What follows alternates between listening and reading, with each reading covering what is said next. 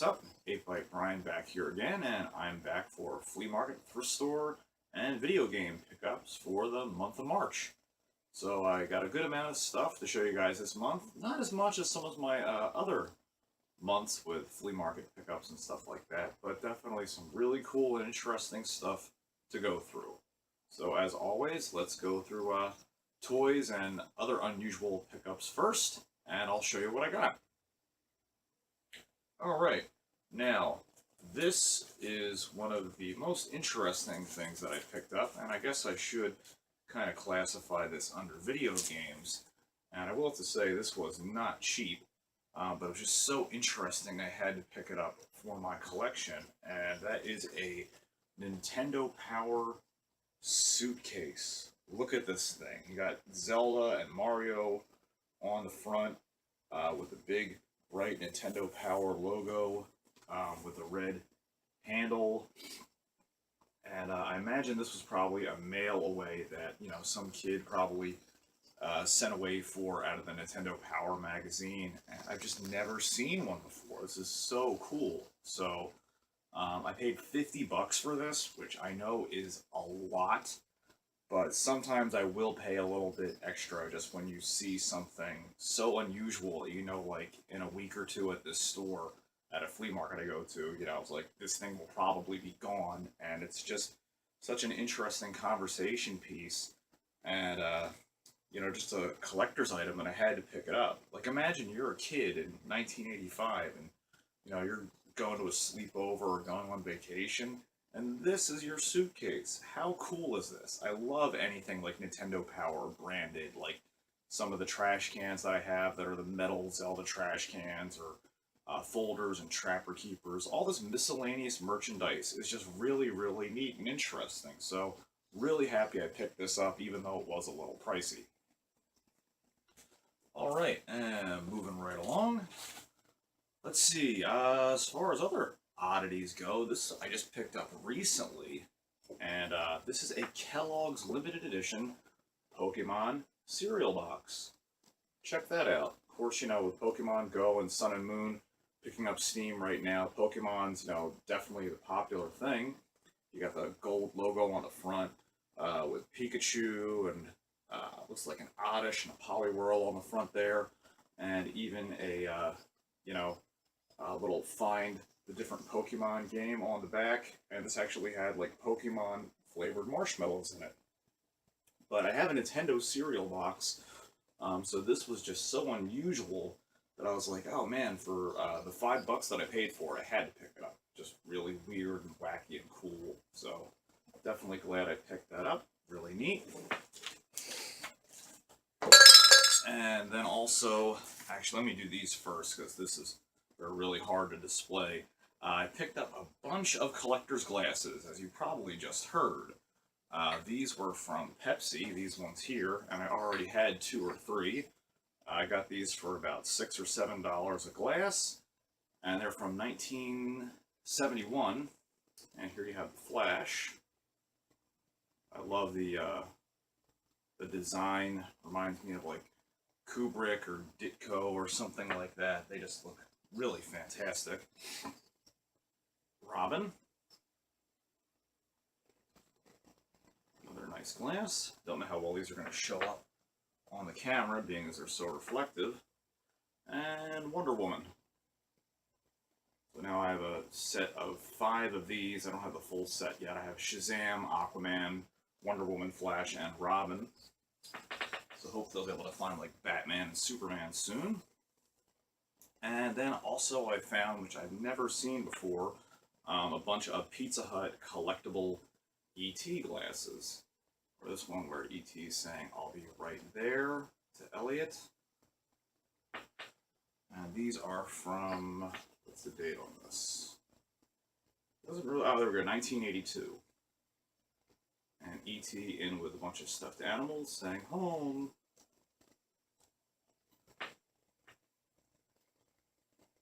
And then the classic E.T. and Elliot in the bicycle scene, phone home, flying through the sky.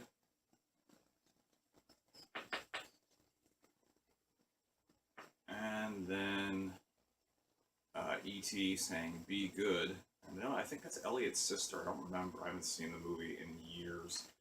And that's as he's getting ready to leave.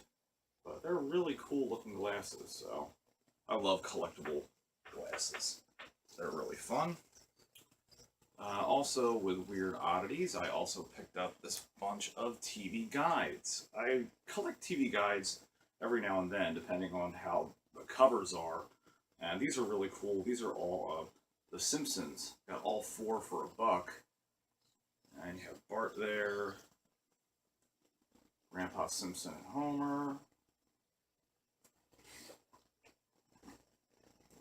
Lisa and Marge's sisters, and then Marge and Maggie at the end. But the really neat thing, I'll see if I can do this, I don't know if I will hold them all up at once, but if you put all of these together, this is not going to be easy to show like this, but it actually forms the whole Simpsons couch, which is really cool. So that's why I thought that was really neat, especially picking up all 4 of them like that. I hope this is in the right order and they're not backwards, but yeah, pretty neat. TV Guide was just one of those things that if you weren't born in the time period to understand it, you'll never get it. You know, there wasn't always internet to be like, oh, hey, what's on? Or like instant Netflix. So if you don't understand what TV Guide is or was, you probably never will.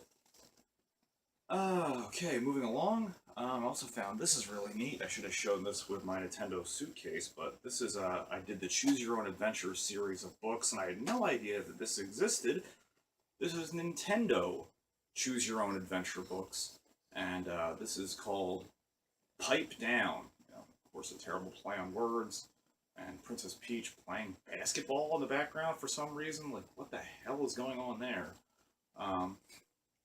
But really neat. Like, it has a lot of the same pictures from like the Choose Your Own Adventure books and things, and it's the same type of concept where, you know, turn to this page and Mario loses his coins, or Mario grabs a power up, or you lose your power ups. So I paid $5 for this, but really cool. Really interesting. It's something that, you know, you're like, wow, you're never going to see that again as a, you know, video game toy collector. Also, I found something really neat. This is a really rare movie to find, especially in VHS form.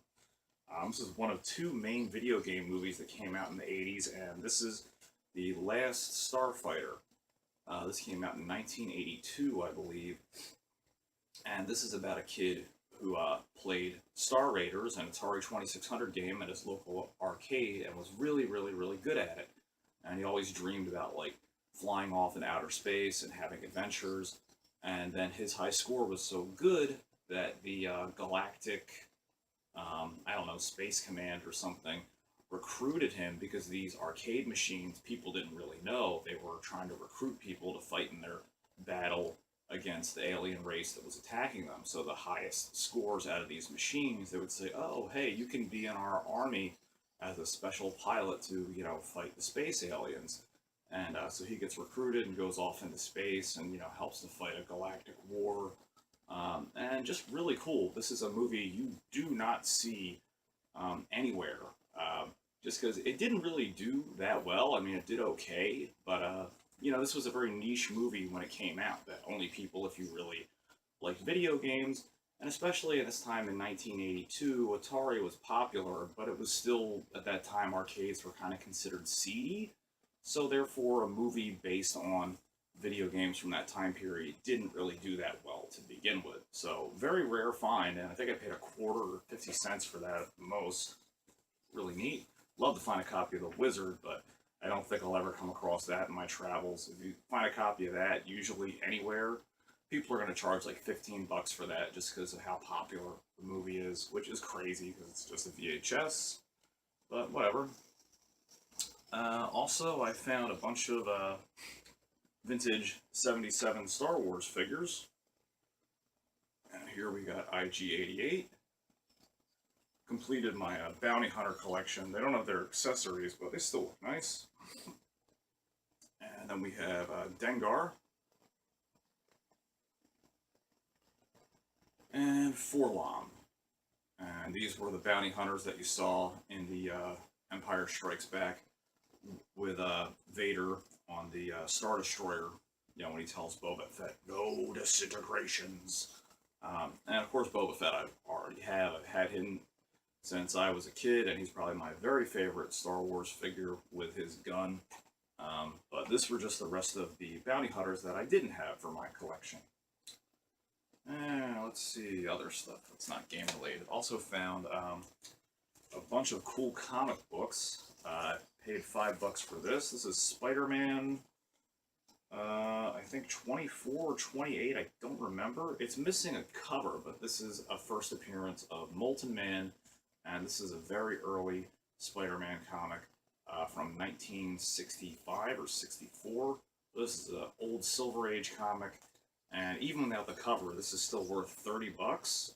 With the cover, this would be worth $2,500. So this is a pretty unbelievable find. I mean, regardless of the fact that it's missing the cover, you don't see old Spider-Man comics that much in circulation, or at least not early 60s, because people want them. They're so sought after that nobody sells them. People just, you know, hunt them and find them for their collections and then sell them at really high prices, so you rarely see anything old Spider-Man, and I'm a huge Spider-Man fan, so really glad to pick this up. And a little fun fact, this is the first time that the word "thwip" when Spider-Man uses his webbing in a comic by Stan Lee. And also, I paid $20 for this, but this is in nice condition.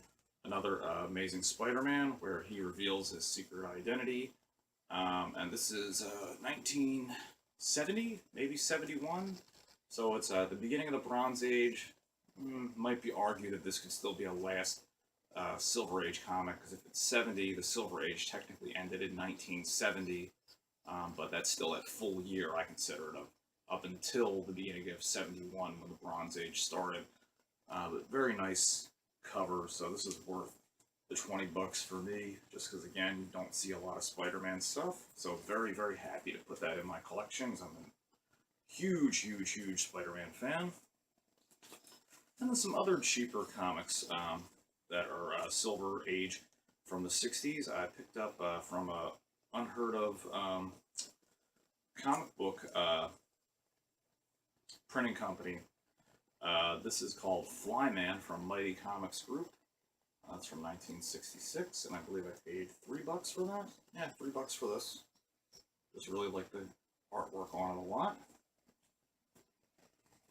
And then an early World's Finest. I think this is 1970 or 69. And this is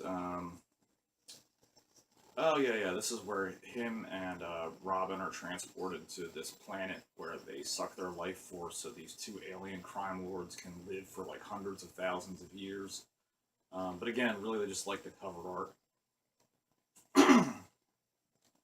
And then finally, for $3, finally, at least with comics, I picked up a very interesting comic that I've never seen in my life. This is called Doctor Who Weekly. And this is a UK edition, so I don't know if this was from Canada or from England. Probably Canada, because they get a lot of UK things that we don't down here.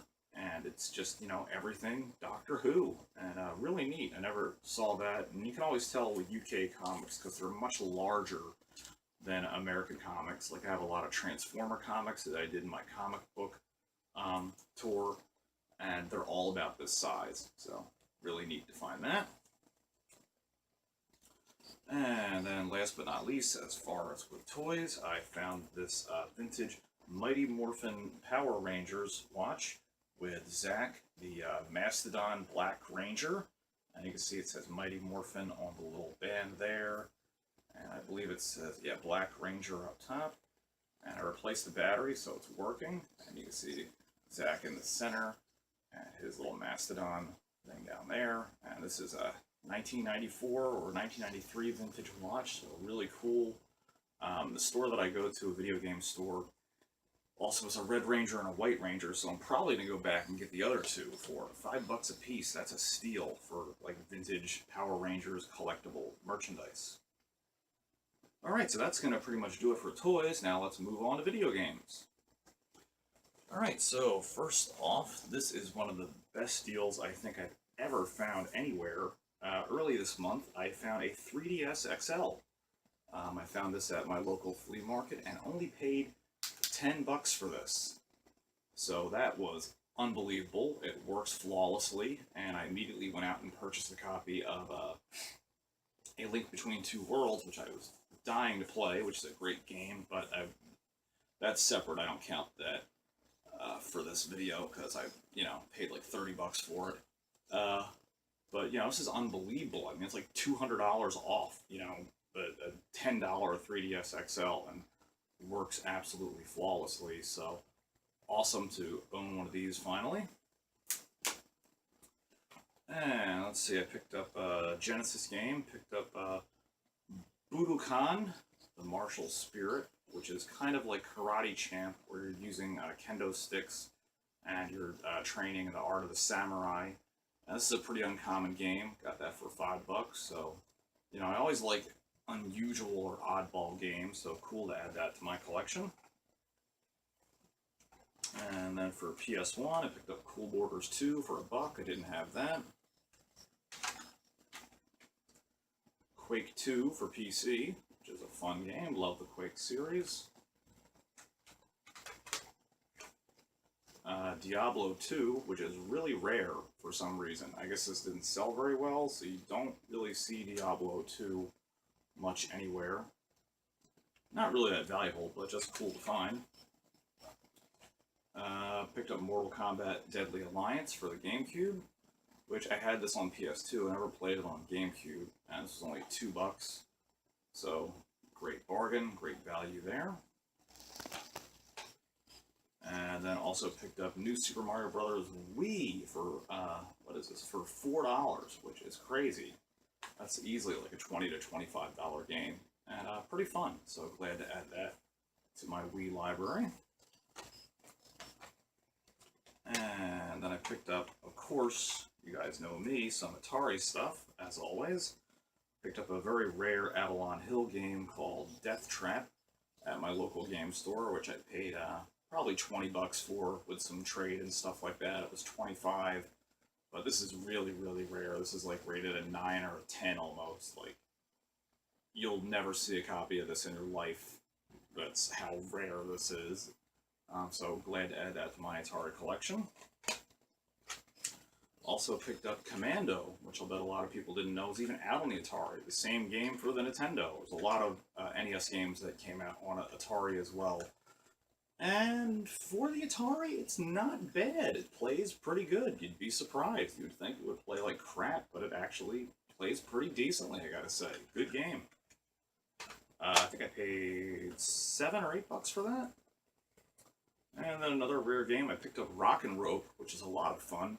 It's a weird game where you climb up a rope in like this ancient temple, avoiding aliens, and you're trying to catch this rare peacock up at the top. So it kind of plays like Donkey Kong, just different game mechanics. Paid $10 for this. Fun game. Alright, and then just recently I picked up Snowboard Kids, which is an unbelievably fun game for the N64. Paid $5 for that, and that's a $30 game, so great savings on that. And then I picked up a lot of the AVE games at a local game store at a flea market near me. And this is called Puzzle, which is just kind of one of those little tile-moving puzzle games for the Nintendo. Very rare, has the sleeve, has the manual. I think this one was probably the most expensive out of the bunch, which was $10. But, I mean, that's a really good price. You go to a convention or something like that, that's going to be a lot more than $10 for an unlicensed game with the manual and the sleeve in that condition. So it's really uncommon to see that. Also picked up F-15 City War, which I believe this was $5.99? No more than $6, so good value there. And Crazy Creatures for $7, which this goes for about $20. That's another rare AVE game, and it's a puzzle game. And just love that pink logo on the front with the wacky animals and stuff. Very cool. Glad to have found that. And then last but not least, some more PC games, but these are big box PC games. So these are like the old 3.5 floppy disks and stuff like that. I picked up Star Trek, the 25th anniversary, and these only paid $1 each for, so you can't beat that. That's an amazing price. Really cool artwork. And then some Star Wars stuff. This is X-Wing Tour of Duty Imperial Pursuit.